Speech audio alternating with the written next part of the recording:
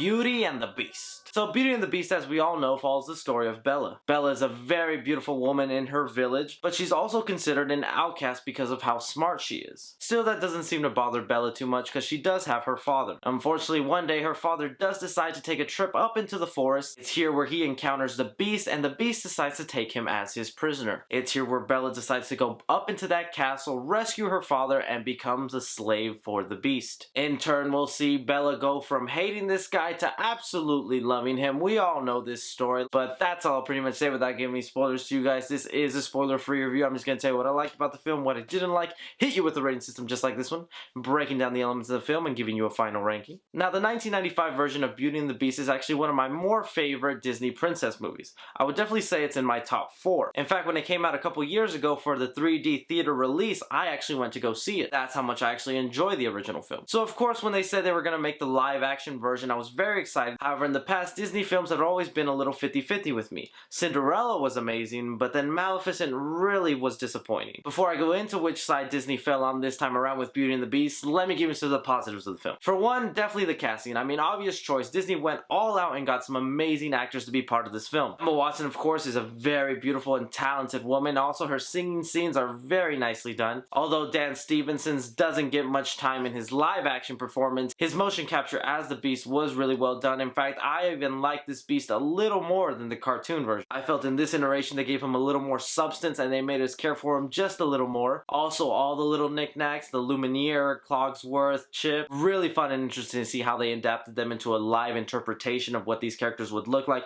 if they were animate objects brought to life. But if I had to pick any character who was absolutely perfectly cast, it would definitely be Josh Gad as LeFou. He had me laughing the entire time. They gave him a little more scenes than they did in the cartoon version. I really much appreciated that. And I think his musical number in the film was my most favorite one to see in live action. Another positive in my opinion is the scenery. There's some beautiful scenery going on in this movie. Not so much with the village where Bella lives. I will say that definitely felt like stage work. That's something that was built in 3 to 5 days. But when it came down to the mansion and that surrounding and the interior of that, very beautiful. It was a mix of practical and CGI and it blended so nicely in my opinion.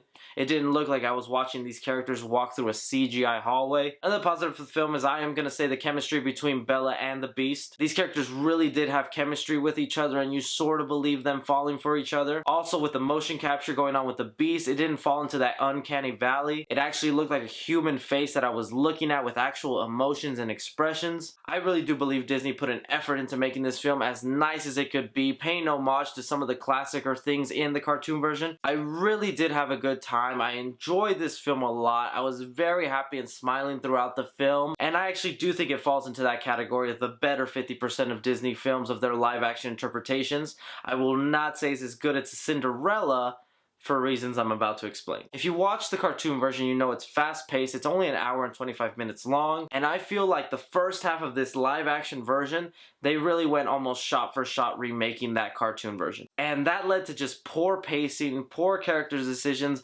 bad interpretation, a bad adaptation of what they were doing with Beauty and the Beast. I was honestly getting scared and thinking, I'm not gonna like this film at all. But somewhere halfway along the film, it's found its footing. It started taking its time, delving into the characters, making you like the Beast, making you like Bella's relationship with the Beast. But I will say that first half of the film is very badly paced, very badly structured.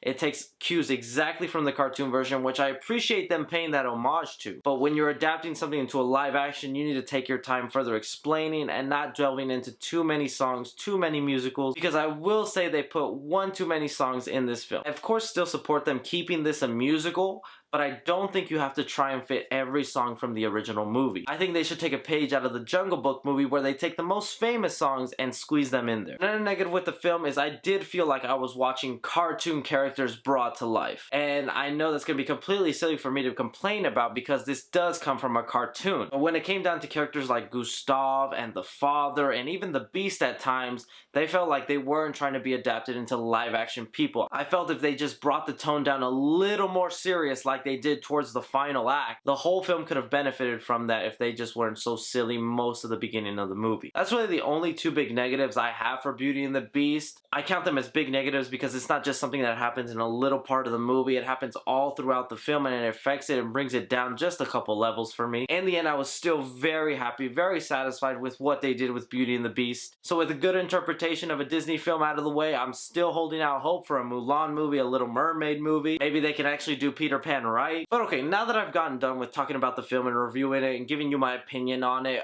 when I was getting home, I was doing my little research, getting to know the character's name, the actor, so I wouldn't mess up on this video, and I came across a couple articles. Apparently, this movie is getting a lot of controversy because of a certain gay character in the movie. Now, I usually don't talk about controversies in a movie, but that's usually because they concern outside actors or directors that don't affect the internal movie, but in this case, it has to do with the fictional characters and a change that they did from the cartoon version. I'm not going to spoil anything, but I'll just say they make one of the iconic characters a gay character. Now, they don't outright go and say, "I'm gay," but it's pretty obvious throughout the film that you know this character is gay, especially towards the end. And in my opinion, it's who cares? That really shouldn't matter, and if anything, I give Disney a huge round of applause for taking that leap of faith, especially knowing that this is a kids movie and you're gonna have parents watching it. I already see countries like Russia trying to ban the film, or even states like Tennessee trying to get it out of theaters. I don't think what they did in the film was bad at all, and I don't even think it overshadows the entire film. And I also don't think that they ruined an iconic character. If anything, they gave them a reason of why they acted that way and would further explain how they acted in the cartoon version. I don't want to talk any more about it, but if you wanted my opinion about it, I would say it doesn't matter. Who cares? If anything, I applaud them. And if I'm being completely honest, Disney probably did this on purpose for a little publicity, just to get their movie out there, cause a little controversy, just causing more people to talk about it and watch this movie. Alright, so when it comes down to it, for Beauty and the Beast, I'm gonna give action 2.5 stars. There wasn't a lot of action going on, but there were scenes involving wolves, and especially towards the end, if you've seen the cartoon version, you know what goes on top of that roof. Comedy in the film, I'm also gonna give 2.5 stars. There isn't a lot of comedy going on, but there definitely is a bunch with Josh Gad that I very much appreciated throughout the film. Drama in the film, I'm gonna give 2 stars because it is a simple story that was once a cartoon, and they don't stray too far from that. Horror in the film, I'm gonna give half a star just because there are some scary wolves, and since this is directed towards children, I'm sure that'll scare a couple of them. And suspense in the film, I'm gonna give 2.5 stars because they don't bring a lot of surprises, but that end scene, it gets me every time. Casual fans, I'm gonna give an A+. Cinephiles, I'm gonna give a B+, and critically, I'm gonna give a B-. In the end, Disney's Beauty and the Beast is worth watching in theaters. But anyways, guys, that's just my opinion on the live-action Beauty and the Beast. Let me know what you thought about the film. What do you think about the controversy? Don't get too political down there, but I would like to know your opinion. Does it matter? Does it not matter? Always curious to know your guys' thoughts, but as always, I'm Chris. Take care.